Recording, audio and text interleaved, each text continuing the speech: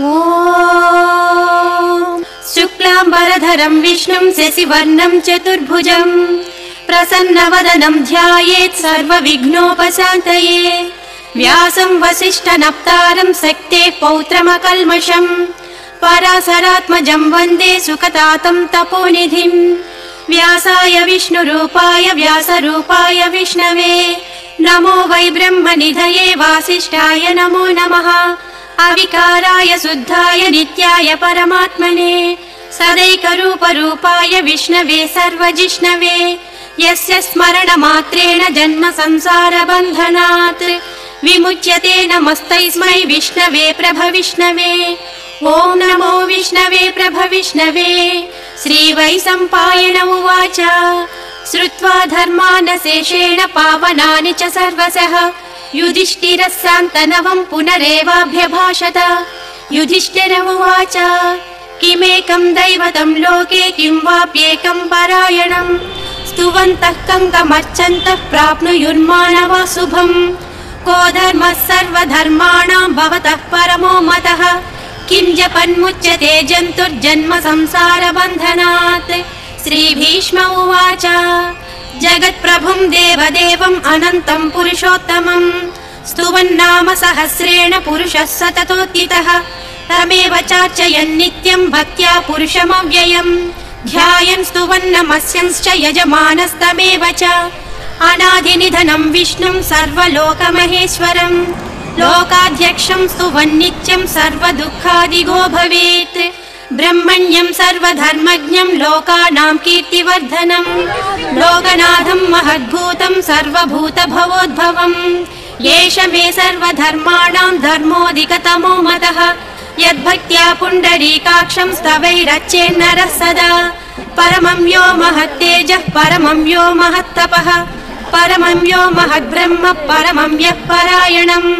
पवित्राणां पवित्रं यो मङ्गलानां च मङ्गलम्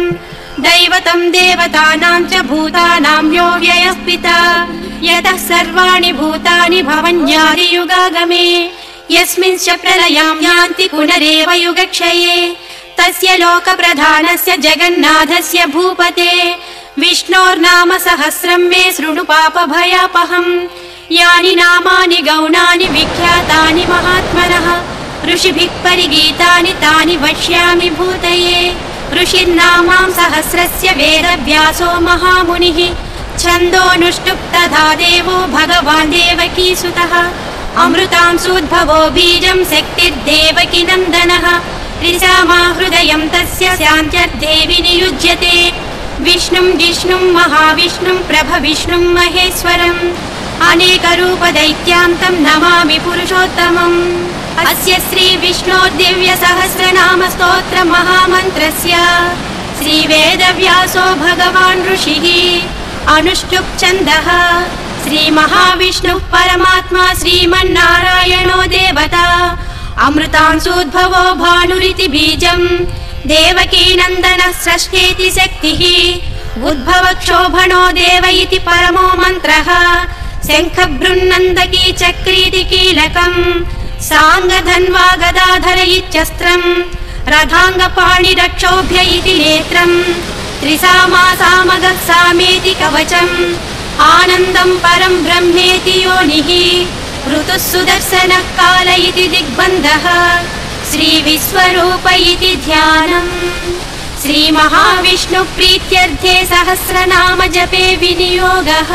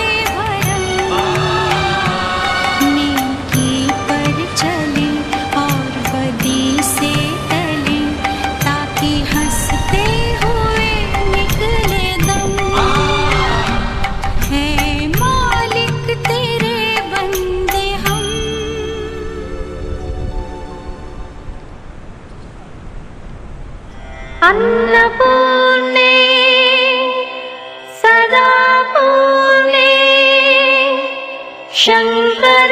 प्राणवल्लभे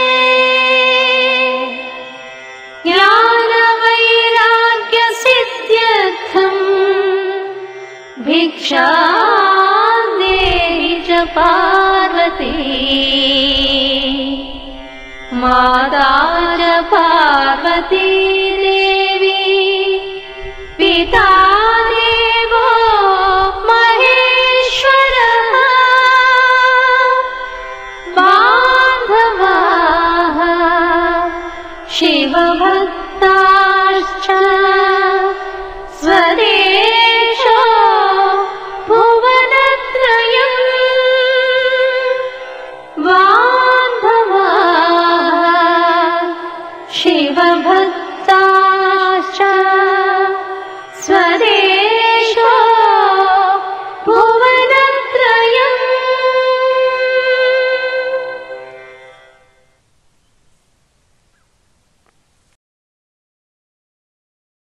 क्षीरोदन्वत्प्रदेशे शुचिमणिविलसत्सैकते मौक्तिकानाम् माला क्लुप्तासनस्तस्फटिकमणिनिभै मौक्तिकैर्मण्डिताङ्गः शुभ्रैरभ्रैरदभ्रैरुपरि विरचितैर्मुक्तपीयूषवर्षैः आनन्देन पुनीयादरिनलिनगदा शङ्खपाणिर्मुकुन्दः भूपादौ यस्य नाभिर्वियदसुरनिलश्चन्द्रसूर्यौ च नेत्रे कर्णावासा शिरोजौर्मुखमपि दहनो यस्य वास्तेयमब्धिः अन्तस्थं यस्य विश्वं सुरनरखगो भोगि गन्धर्वदैत्यैः चित्रं रम्यते तं त्रिभुवनवपुषं विष्णुमीशं नमामि। ॐ नमो भगवते वासुदेवाय शान्ताकारं भुजगशयनं पद्मनाभं सुरेशं विश्वाधारं गगनसदृशं मेघवर्णं शुभाङ्गं लक्ष्मीकान्तं कमलनयनं योगिहृद्यानगम्यं वन्दे विष्णुं भवभयहरं सर्वलोकैकनाथं मेघश्यामं पीतकौसेयवासं श्रीवत्साङ्गं कौस्तुभोद्भासिताङ्गं पुण्योपेतं पुण्डरीकायताक्षं विष्णुं वन्दे सर्वलोकैकनाथं नमः समस्तभूतानाम् आदिभूताय भूभृते अनेकरूपरूपाय विष्णवे प्रभविष्णवे शशङ्खचक्रं सकिरीटकुण्डलं सपीतवस्त्रं सरसीरुहेक्षणं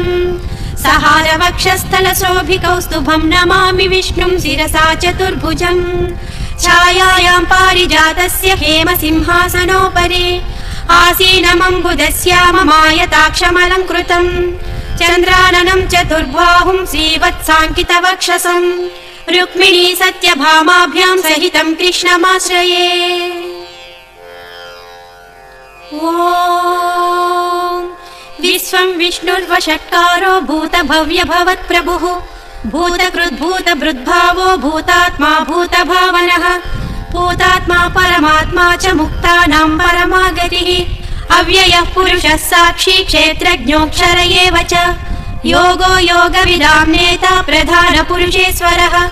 नारसिंहवपुः श्रीमान् केशवः पुरुषोत्तमः सर्वः सर्वस्यवस्थाणुः भूतादिर्निधिरव्ययः सम्भवो भावनो भर्ता प्रभवः प्रभुरीश्वरः स्वयंभू शम्भुरादित्यः पुष्कराक्षो महास्वनः अनादिनिधनो धाता विधाता धातुरुत्तमः अप्रमेयो हृषीकेशः पद्मनाभो मरप्रभुः विश्वकर्मा मनुस्त्वष्टा हविष्टस्तविरो ध्रुवः अग्राह्यः शाश्वतः कृष्णो लोहिताक्षः प्रतर्दनः प्रभूतः त्रिककुब्धाम पवित्रं मङ्गलं परम् ईशानः प्राणदः प्राणो ज्येष्ठः श्रेष्ठः प्रजापतिः हिरण्यगर्भो भूगर्भो माधवो मधुसूदनः ईश्वरो विक्रमी धन्वी मेधावी विक्रमः क्रमः अनुत्तमो दुराधर्षः कृतज्ञः कृतिरात्मवान् सुरेशं शरणं धर्म विश्वरेता प्रजाभवः अहं संवत्सरो व्याळ प्रत्ययः सर्वदर्शनः अजः सर्वेश्वरः सिद्धः सिद्धिः सर्वादिरच्युतः वृषा कपिरमेयात्मा सर्वयोगविनिष्कृतः वसुर्वसुमनः सच्चः समात्मा संमितः समः अमोघः पुण्डरीकाक्षो वृषकर्मा वृषाकृतिः रुद्रो बहुशिरा बभ्रुः विश्वयोनिः शुचिश्रवाः अमृतः शाश्वतस्ताणुः वरारोहो महातपाः सर्वगः सर्वविद्वानुः विश्वक्सेनो जनार्दनः वेदो वेदविदव्यङ्गो वेदाङ्गो वेदवित्कविः लोकाध्यक्षः सुराध्यक्षो धर्माध्यक्षः कृतः चतुरात्मा चतुर्व्यूहः चतुर्दंष्टः चतुर्भुजः राजिष्णुः भोजनं भोक्ता सहिष्णुः जगदादिजः अनघो विजयो जेता विश्वयोनिः पुनर्वसुः उपेन्द्रो वामनः प्रांशुः अमोघः सुचिरुर्जितः अतीन्द्रः सङ्ग्रहः सर्गो धृतात्मा नियमो यमः वैद्यो वैद्यः सदा योगी वीरः माधवो मधुः अतीन्द्रियो महामायो महासाहो महाबलः महाबुद्धिः महावीर्यो महाशक्तिः महाज्युतिः अनिर्देश्य वपुः श्रीमान् अमेयात्मा महादृढ महेश्वासो महीभर्ता श्रीनिवासः सताङ्गतिः अनिरुद्धः सुरानन्दो गोविन्दो गोविदाम्पतिः मरीचिः दमनोहंसः सुपर्णो भुजगोत्तमः हिरण्यनाभः सुतपः पद्मनाभः प्रजापतिः अमृत्युः सर्वदृक्सिंहः सन्धाता सन्धिमान् स्थिरः अजो दुर्मर्षणः शास्ता विश्रुतात्मा सुरारिः गुरुर्गुरुतमो धामः सच्च पराक्रमः निमिषो निमिषस्रग्वी वाचस्पतिरुदारधीः अग्रणी ग्रामणी श्रीमान् न्यायो नेता समीरणः सहस्रमूर्धा विश्वात्मा सहस्राक्षः सहस्रपात् आवर्तनो निवृत्तात्मा संवृतः सम्प्रमर्दनः अहः संवर्तको वह्निः अनिलो धरणीधरः सुप्रसादः प्रसन्नात्मा विश्वदृग्विश्वभुग्विभुः सत्कर्ता सत्कृतः साधुः जह्नुर्नारायणो नरः असङ्ख्येयो प्रमेयात्मा विशिष्टः शिष्टकृच्युचिः सिद्धार्थः सिद्धसङ्कल्पः सिद्ध्यदः सिद्धिसाधनः वृषा हि वृषभो विष्णुः वृषपर्वा वृषोधरः वर्धनो वर्धमानश्च विविक्तः श्रुतिसागरः सुभुजो दुर्धरो वाग्मी महेन्द्रो वसुधो वसुः नैकरूपो बृहद्रूपः सिपिविष्टः प्रकाशनः ओजस्तेजो ज्युतिधरः प्रकाशात्मा प्रतापनः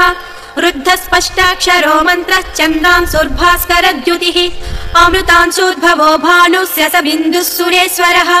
औषधं जगतः सेतुः सच्च धर्मपराक्रमः भूतभव्य भवन्नाथः पवनः पावनो नरः कामः कामकृत्कान्तः कामः कामप्रदः प्रभुः युगादिकृज्युगावर्तो नैकमायो महासेनः अदृश्यो व्यक्तरूपश्च सहस्रजिदनन्तजित् इष्टो विशिष्टः शिष्टेष्टः शिखण्डी नहुषो वृषः क्रोधः क्रोधकृत्कर्ता विश्वबाहुः महीधरः अच्युतः प्रथितः प्राणः प्राणदो वासवानुजः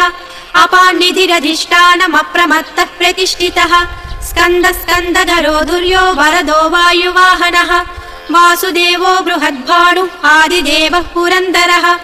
अशोकस्तारणस्तारः सूरः सौरिर्जनेश्वरः अनुकूलस्य तावर्तः पद्मी पद्मनिभेक्षणः पद्मनाभोरविन्दाक्षः पद्मगर्भः शरीरभृत् महद्धिः रुद्धो वृद्धात्मा महाक्षो गरुडध्वजः अतुलः शरभो भीमः समयज्ञो हविर्हरिः सर्वलक्षणलक्ष्मण्यो लक्ष्मीवान् समितिञ्जयः विक्षरो रोहितो मार्गो हेतुर्दामोदरः सहः महीधरो महाभागो वेगवानमितासनः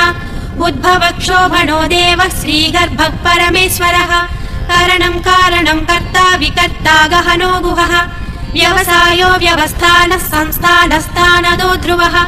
परद्धिः परमस्पष्टः तुष्टः पुष्टः सुभेक्षणः रामो विरामो विरजो मार्गो नेयो नयोनयः वीरशक्तिमतां श्रेष्ठो धर्मो धर्मविदुत्तमः वैकुण्ठः पुरुषः प्राणः प्राणदः प्रणवप्रदुः हिरण्यगर्भः शत्रुघ्नो व्याप्तो वायुरधोक्षजः ऋतुः सुदर्शनः कालः परमेष्ठी परिग्रहः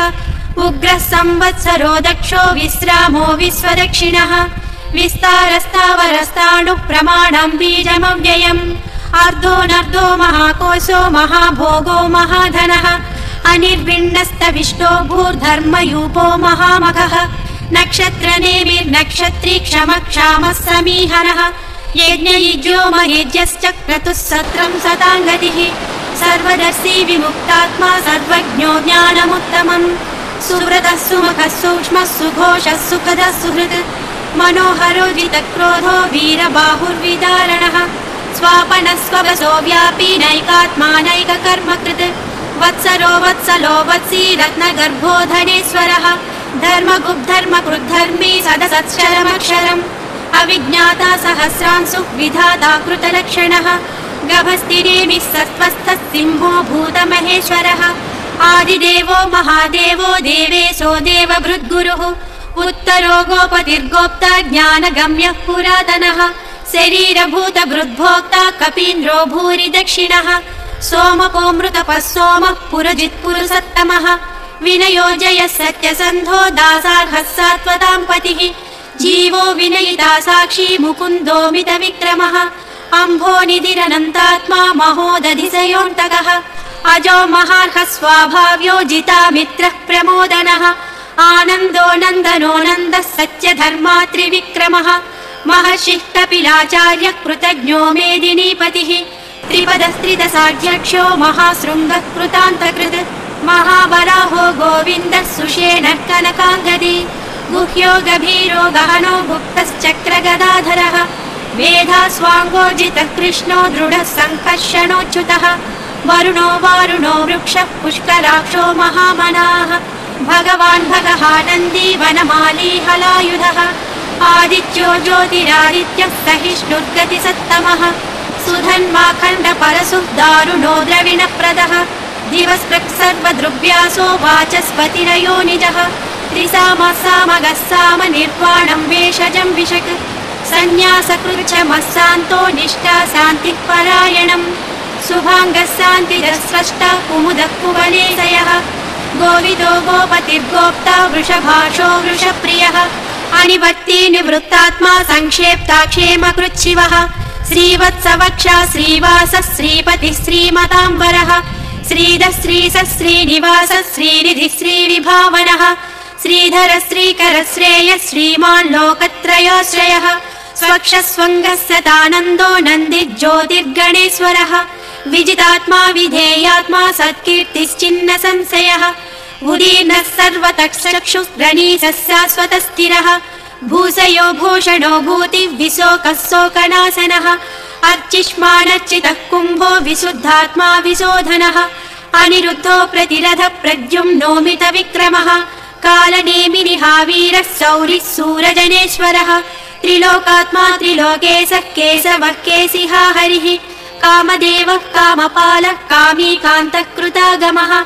अनिर्देश्य वपुः विष्णु वीरो नन्तो धनञ्जयः ब्रह्मण्यो ब्रह्मकृद्ब्रह्मा ब्रह्म ब्रह्म विवर्धनः ब्रह्मविद्ब्राह्मणो ब्रह्मी ब्रह्मज्ञो ब्राह्मणप्रियः महाक्रमो महाकर्मा महातेजा महोरगः महाक्रतुर्महायज्वा महायज्ञो महाहविः स्तव्यस्तव प्रियस्तोत्रं स्तुतिस्तोतारणप्रियः पूर्णः पूरयिता पुण्यः पुण्यकीर्तिरनामयः मनोजवः तीर्थकरो वसुरेता वसुप्रदः वसुप्रदो वासुदेवो वसुर्वसुमनाहविः सद्गतिः सत्कृतिः सत्ता सद्भूतिः सत्परायणः सूरसेनो यदुश्रेष्ठः सन्निवासः सुयामुनः भूतवासो वासुदेवः सर्वासु निलयो नलः दर्पः दर्पदो दृप्तो दुर्धरोधा पराजितः विश्वमूर्तिर्महामूर्तिः दीप्तमूर्तिरमूर्तिमान् अनेकमूर्तिरव्यक्तः शतमूर्तिः शताननः एको नैकः स वः कं किं यत्तत्पदमनुत्तमम् लोकबन्धुः लोकनाथो माधवो भक्तवत्सलः सुवर्णवर्णो हेमाङ्गो वराङ्गश्चन्दनाङ्गदी वीरः विषमः शून्यो घृतासीरचलश्चलः अमानीमानदो मान्यो लोकस्वामी त्रिलोकधृत् सुमेधा मेधजो धन्यः सत्यमेधाधराधरः तेजो वृषो ज्युतिधरः सर्वशस्त्रभृताम्बरः प्रग्रहो निग्रहो व्यग्रो नैकशृङ्गो गदाग्रजः चतुर्मूर्तिः चतुर्बाहुश्चतुर्व्यूहश्चतुर्गतिः चतुरात्मा चतुर्भावश्चतुर्वेदविदेकपात् समावर्तो निवृत्तात्मा दुर्जयो दुरतिक्रमः दुर्लभो दुर्गमो दुर्गो दुरावासो दुरारिः शुभाङ्गो लोकसारङ्गः सतन्तुस्तन्तुवर्धनः इन्द्रकर्मा महाकर्मा कृतकर्मा कृतागमः उद्भवः सुन्दरः सुन्दो रत्ननाभः सुलोचनः अर्को वाजसनः शृङ्गी जयन्तः सर्वविजयी सुवर्णबिन्दुरक्षोभ्यः सर्वभागीश्वरेश्वरः महाह्रदो महाकर्तो महाभूतो महानिधिः कुमुदः कुन्दरः कुन्दः पर्जन्यः पावनो निलः अमृतासोऽमृतवपुः सर्वज्ञः सर्वतोमुखः सुलभः सुरतः सिद्धः शत्रुजिशत्रुतापनः न्यग्रोधोदुम्बरो स्वस्थः चाणूरान्ध्रनिषूदनः सहस्रार्चिः सप्तजिह्वः सप्तैधा सप्तवाहनः अमूर्तिरनघोचिन्त्यो भयकृद्भयनाशनः अणुर्बृहत्तृशस्थूलो गुणदृन्निर्गुणो महान् अदृतस्वदृतस्वास्य प्राङ्वंशो वंशवर्धनः भारभृत्करितो योगी योगी स सर्वकामदः आश्रमश्रवणक्षामः सुपर्णो वायुवाहनः धनुर्धरो धनुर्वेदो दण्डो दमयिता दमः अपराजितः सर्वसहो नियन्ता नियमो यमः सत्त्ववान् सात्विकः सत्यः सत्यधर्मपरायणः अभिप्राय प्रियार्होर्ह प्रियकृत्प्रीतिवर्धनः विहाय सगतिर्ज्योतिः सुरुचिः कुत भुग्विभुः रविर्विरोचनः सूर्यः सविता रविलोचनः अनन्तो हुरभुग्भोक्ता सुखदो नैकदोऽग्रजः अनिर्विण्णः सदा महर्षि लोकाधिष्ठानमद्भुतः सनातनतमः कपिलः कपिरव्ययः स्वस्तिदः स्वस्तिकृत् स्वस्ति स्वस्ति भुक् स्वस्ति दक्षिणः अरौद्रः कुण्डली चक्री विक्रम्योजितशासनः शब्दातिगः शब्दसः शिशिरः सर्वरीकरः अक्रूरः पेसलो दक्षो दक्षिणक्षमिणां वरः विद्वत्तमो वीतभयः पुण्यश्रवणकीर्तनः उत्तारणो दुष्कृतिः पुण्यो दुःस्वप्ननाशनः वीरः रक्षणः सन्तो जीवनः पर्यवस्थितः अनन्तरूपोऽनन्तश्रीजितमन्युः भयापहः चतुरस्रो गभीरात्मा विदिशो व्यादिशो दिशः अनादिभूर्भुवो लक्ष्मी सुवीरो रुचिराङ्गदः जननो जनजन्मादि भीमो भीमपराक्रमः आधारनिलयो धाता पुष्पहासः प्रजागरः ऊर्ध्वगः सत्पथाचारः प्राणदः प्रणवपणः प्रमाणं प्राणनिलय प्राणभृत् प्राणजीवनः तत्त्वं तत्त्वविदेकात्मा जन्म मृत्युजरातिगः भूर्भुवः स्वस्तरुस्तारः सविता प्रपितामहः यज्ञो यज्ञपतिर्यज्ञ यज्ञाङ्गो यज्ञवाहनः यज्ञभृत्यज्ञकृत्यज्ञी यज्ञभुक्यज्ञसाधनः यज्ञान्तकृत्यज्ञगुह्यमन्नमन्नादयेव च आत्मयोनिः स्वयं जातो वैखानः सामगायनः देवकीनन्दनः स्रष्टा क्षितीशः पापनाशनः शङ्खबृन्नन्दकी चक्री साङ्गधन्वा गदाधरः रथाङ्गपाणिरक्षोभ्यः सर्वप्रहरणायुधः सर्वप्रहरणायुध ॐ नम इति वनमाली गदी साङ्गी शङ्खी चक्री च नन्दकी श्रीमन्नारायणो विष्णुः वासुदेवोऽभिरक्षतु वनमाली गदी साङ्गी शङ्खी चक्री च नन्दकी श्रीमन्नारायणो विष्णुः वासुदेवोऽभिरक्षतु वनमाली गदी साङ्गी शङ्खी चक्री च नन्दकी श्रीमन्नारायणो विष्णुः वासुदेवोऽभिरक्षतु फलश्रुतिः इतीदं कीर्तनीयस्य केशवस्य महात्मनः नाम्नां सहस्रं दिव्यानाम् अशेषेण प्रकीर्तितम् य इदं शृणुयान्नित्यं यश्चापि परिकीर्तयेत् नाशुभं प्राप्नुयात् किञ्चित् सोमुत्रेह च मानवः वेदान्तगो ब्राह्मणस्य क्षत्रियो विजयी भवेत् वैश्यो धनसमृद्धस्य शूद्रः सुखमवाप्नुयात् धर्मार्थी प्राप्नुयात् धर्ममर्थार्थी चार्धमाप्नुयात् कामानवाप्नुयात् कामी प्रजार्थी चाप्नुयात् प्रजाम् भक्तिमान्यः सदोत्थाय शुचिः सद्गतमानसः सहस्रं वासुदेवस्य नाम्नामेतत् प्रकीर्तयेत् यतः प्राप्नोति विपुलं याति प्राधान्यमेव च अचलां श्रियमाप्नोति श्रेयः प्राप्नोत्यनुत्तमम् न भयं क्वचिदाप्नोति वीर्यं तेजश्च विन्दति भवत्यरोगो द्युतिमान् बलरूपगुणान्वितः रोगात्तो मुच्यते रोगात् बद्धो मुच्येत बन्धनात् भयान्मुच्येत भीतस्तु मुच्येतापन्न आपदः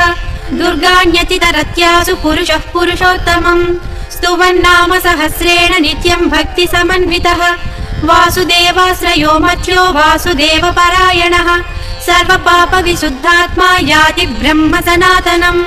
न वासुदेव भक्तानां न शुभं विद्यते क्वचित् जन्म मृत्युजरा व्याधि भयं नैवोपजायते इमं स्तवमधीयान श्रद्धा भक्ति समन्वितः युज्येतात्मसु कक्षान्ति श्रीधृति स्मृति कीर्तिभिः न क्रोधो न च मात्सर्यं न लोभो नाशुभामतिः भवन्ति कृत पुण्यानां भक्तानां पुरुषोत्तमे द्यौस चन्द्रार्क नक्षत्र कन्दिसो भूर्महोदधिः वासुदेवस्य वीर्येण विधृतानि महात्मनः ससुरासुर गन्धर्वं सयक्षोरगराक्षसम् जगद्वसे वर्ततेदं कृष्णस्य सचराचरम् इन्द्रियाणि मनोबुद्धिः सत्त्वं तेजो बलं धृतिः वासुदेवात्मकान्याहुः क्षेत्रं क्षेत्रज्ञ एव च सर्वागमानामाचारः प्रथमं परिकल्पते आचार प्रभवो धर्मो धर्मस्य प्रभुरच्युतः ऋषयः पितरो देवा महाभूतानि धातवः जङ्गमाजङ्गमं चेदं जगन्नारायणोद्भवम् योगो ज्ञानं तथा साङ्ख्यं विद्या शिल्पानि कर्म च वेदशास्त्राणि विज्ञानम् एतत् सर्वं जनार्दनात् एको विष्णुः महद्भूतं पृथग्भूतान्यनेकशः त्रिलोकान् व्याप्य भूतात्मा भुङ्क्ते विश्वभुगव्ययः इमं स्तवं भगवतो विष्णो व्यासेन कीर्तितम् पठेद्यैचेत् पुरुषः श्रेयः प्राप्तुं सुखानि च विश्वेश्वरमजं देवं जगतः प्रभुमव्ययम् भजन्ति ये पुष्कराक्षं न ते यान्ति पराभवम् न ते यान्ति पराभवम् वो नम इति अर्जुन उवाच पद्मपत्र विशालाक्ष पद्मनाभ सुरोत्तम भक्तानामनुरक्तानां त्राता भव जनार्दन श्रीभगवानुवाच यो मां नाम सहस्रेण स्तोतुमिच्छति पाण्डव सोऽहमेकेन श्लोकेन स्तुत एव न संशयः ॐ नम इति व्यास उवाच वासनाद्वासुदेवस्य वासितं भुवनत्रयम् सर्वभूतनिवासोऽसि वासुदेव नमोऽस्तु ते वासुदेव नमोऽस्तु ते ॐ नम इति पार्वत्युवाच केनोपायेन लघुना विष्णोर्नाम सहस्रकम् पठ्यते पण्डितैर्नित्यं श्रोतुमिच्छाम्यहं प्रभो ईश्वर उवाच श्रीराम राम रामेति रमे रामे मनोरमे सहस्रनाम तत्तुल्यं राम नाम वरानने श्रीराम राम रामेति रमे रामे मनोरमे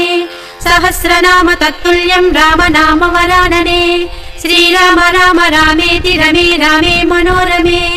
सहस्रनाम तत्तुल्यं राम नाम वरानने राम नाम वरानने ॐ नम इति ब्रह्मोवाच नमोऽस्त्वनन्ताय सहस्रमूर्तये सहस्रपादाक्षि शिरोरुबाहवे सहस्रनाम्ने पुरुषाय शाश्वते सहस्रकोटियुगधारिणे नमः सहस्रकोटियुगधारिण ॐ नम इति सञ्जय उवाच यत्र योगेश्वरः कृष्णो यत्र पार्थो धनुर्धरः तत्र श्रीर्विजयो भूतिः ध्रुवा नीतिर्मतिर्मम श्रीभगवानुवाच अनन्याश्चिन्तयन्तो मां ये जनाः पर्युपासते तेषां नित्याभियुक्तानां योगक्षेमं वहाम्यहम् परित्राणाय साधूनां विनाशाय च दुष्कृतां धर्म संस्थापनार्थाय सम्भवामि युगे युगे आर्ता विषण्णाः शिथिलाश्च भीताः घोरेषु च व्याधिषु वर्तमानाः संकीर्त्य नारायण शब्दमात्रं विमुक्त दुःखाः सुखिनो भवन्तु कायेन वाचा मनसेन्द्रियैर्वा बुद्ध्यात्मना वा प्रकृते स्वभावात् करोमि यद्यत् सकलं परस्मै नारायणायेति समर्पयामि।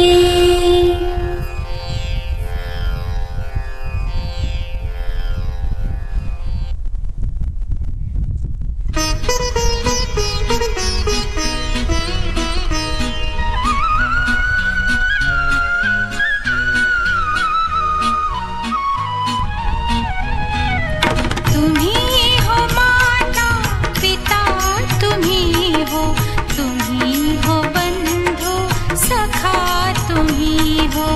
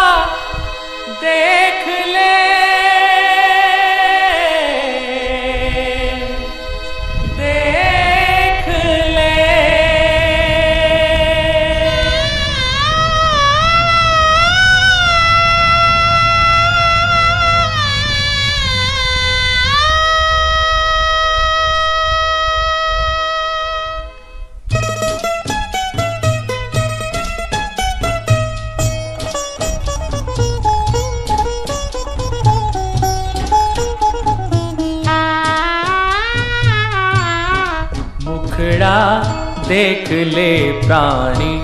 जरा दर्पण में हो। देख ले कितना पुण्य है कितना पाप तेरे जीवन में। देख ले दर्पण में मुखड़ा देख ले प्राणी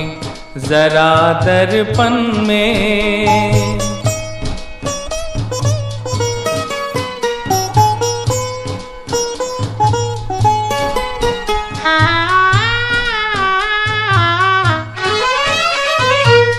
कभी तो पल भर सोच ले प्राणी क्या है तेरी कर्म कहानी। कभी तो पल भर सोच ले प्राणी क्या है तेरी कर्म कहानी। पता लगा ले पता लगा ले पड़े हैं कितने दाग तेरे दामन में। देख ले दर्पण में मुखड़ा देख ले प्राणी जरा दर्पण में।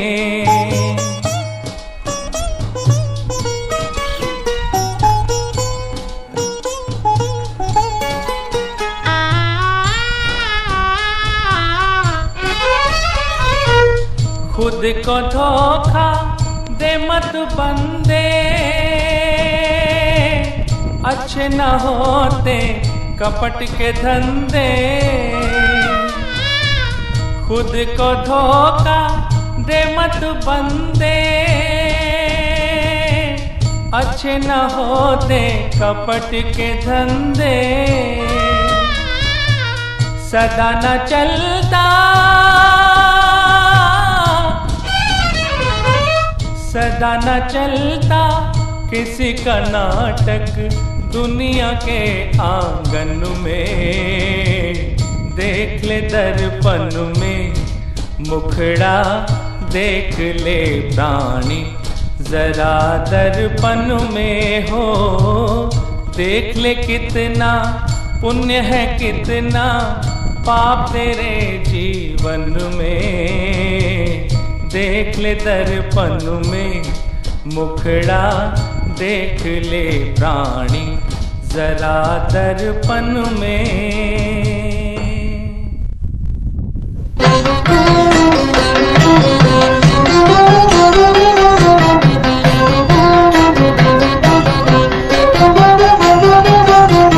नित्यानंदकरी वराभयकरी सौंदर्य रत्नाकरी निर्धूताखिल दोष पावनकरी प्रत्यक्ष माहेश्वरी प्रालेयाचल वंश पावनकरी काशीपुराधीश्वरी भिक्षां देहि कृपावलंबनकरी मातान्नपूर्णेश्वरी भिक्षां देहि कृपावलंबनकरी मातान्नपूर्णेश्वरी।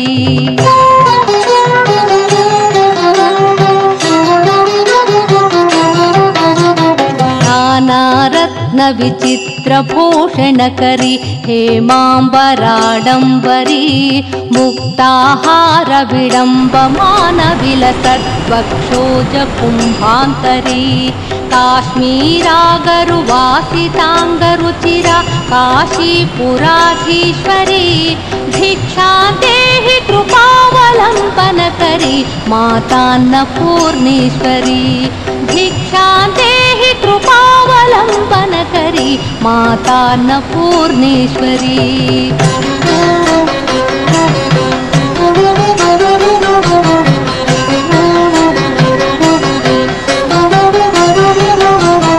योगानंदकरी रिपुक्षयकरी धर्मैकनिष्ठाकरी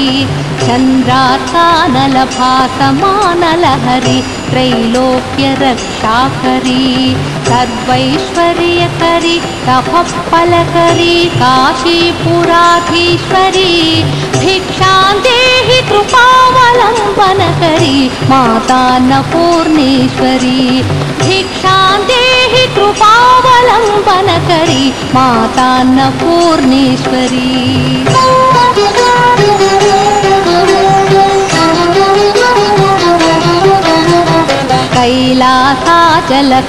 कैलासाचलकन्दरालयकरी गौरी उमा शाङ्करी कौमारी निगमार्थगोचरकरी ओङ्कारबीजाक्षरी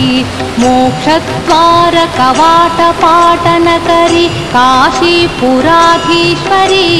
भिक्षां देहि कृपावलम्बनकरी मातान्नपूर्णेश्वरी भिक्षां देहि कृपावलम्बनकरी मातान्नपूर्णेश्वरी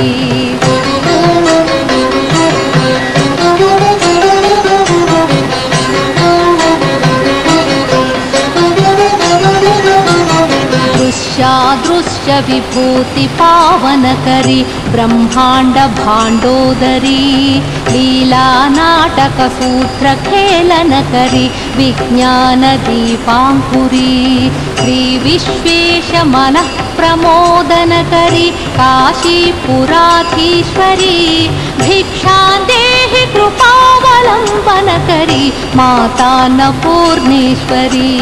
भिक्षां देहि कृपावलम्बनकरी मातान्नपूर्णेश्वरी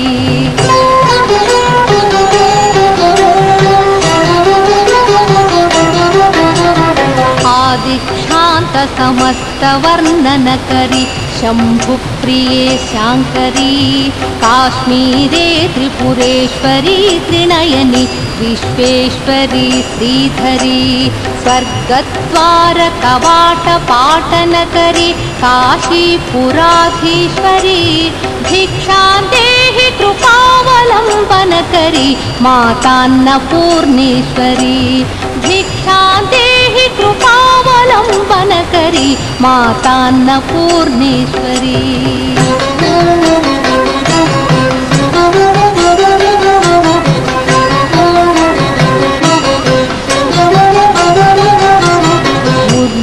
सर्वजयेश्वरी जयकरी माता कृपा सागरी नारी नीलसमान कुन्तलधरी नित्यान्नदानेश्वरी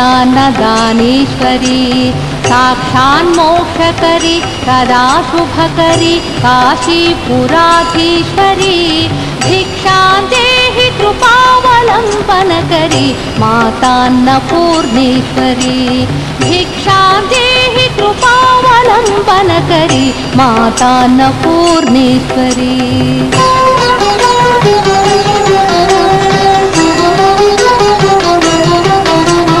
देवी सर्वविचित्ररत्नरुचिरा दाक्षायणी सुन्दरी वामा स्वादुपयोधरा प्रियकरी सौभाग्यमाहेश्वरी भक्ताभीष्टकरी दशाशुभकरी काशीपुराधीश्वरी भिक्षां देहि कृपावलम्बनकरी मातान्नपूर्णेश्वरी भिक्षां देहि कृपावलम्बनकरी मातान्नपूर्णेश्वरी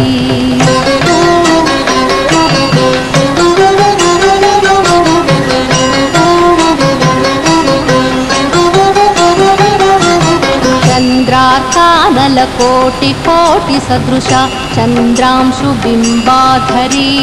चन्द्रार्काग्निसमानकुण्डलधरी चन्द्रार्कवर्णेश्वरी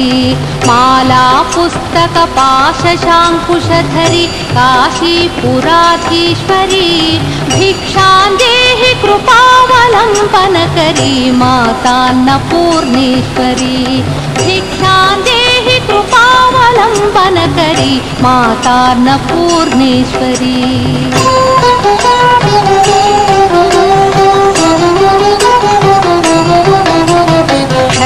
क्षत्रत्राणकरी सदा शिवकरी माता कृपा सागरी